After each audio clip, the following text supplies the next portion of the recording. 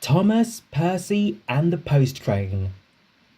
At night, when the other engines are tucked away in their sheds, you can still hear the faraway call of an engine's whistle and the clickety-clack of train wheels turning. This is the sound of the post train. One train is pulled by Thomas and the other by Percy, as the loads are too heavy for one engine to do the work alone. The post is loaded into trucks at both the harbours, and the engines pull their trains through the silent stations, delivering their precious loads. On a clear night, a big shiny moon brightens their journey, but often Thomas and Percy can't even see the stars. But whatever the weather, lamps along the track always light their way. One night, Percy was waiting at the junction. The mainline train was late. At last, Henry arrived. "Oh, sorry," he puffed. "The mailboat from the mainland was delayed." "Come on, Percy," said his driver. "Let's make up for lost time."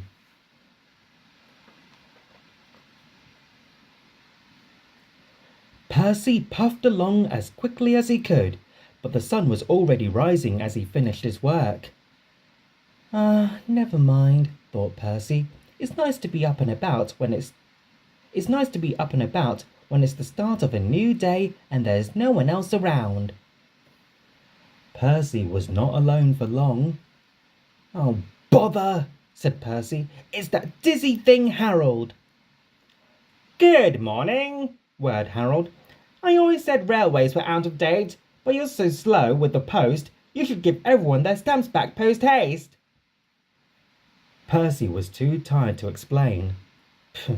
"Bad brain," he muttered. "Good morning, Percy," called Duck. "You're up early." "No, you're wrong," sighed Percy. "I'm back, tired and late."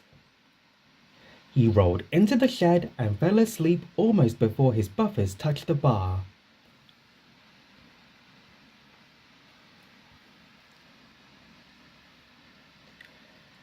His driver decided to set off early that evening. Thomas was waiting at the junction. "Thank goodness I've a chance to speak to you. Driver says that the person in charge of the post has complained to the Fat Controller about the delay last night." "But that wasn't my fault," replied Percy. "I know," said Thomas, "and so does the Fat Controller, but this post person wouldn't listen. Tonight, we'll just have to be quicker than ever before." The engines were just leaving the station when they heard a familiar buzzing. "I say, you two, there's news flying about."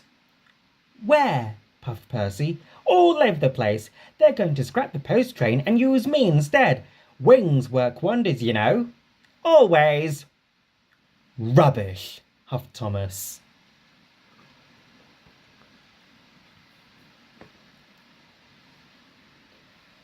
That night, everything ran like clockwork. Thomas and Percy steamed through the stations, making good time everywhere they went. At a station, Thomas noticed a man looking cold and worried. He had missed his train home. "We can give you a ride," said Thomas's driver, "but it will be rather uncomfortable." "Thank you," said the man. "Anything's better than sitting here." The next afternoon, Percy passed the airfield and saw Harold. "Hello, lazy wings. Are you too tired to fly today?" "The wind's too strong. I've been grounded," grumbled Harold. "You need rails," laughed Percy. "They work wonders, you know. Always."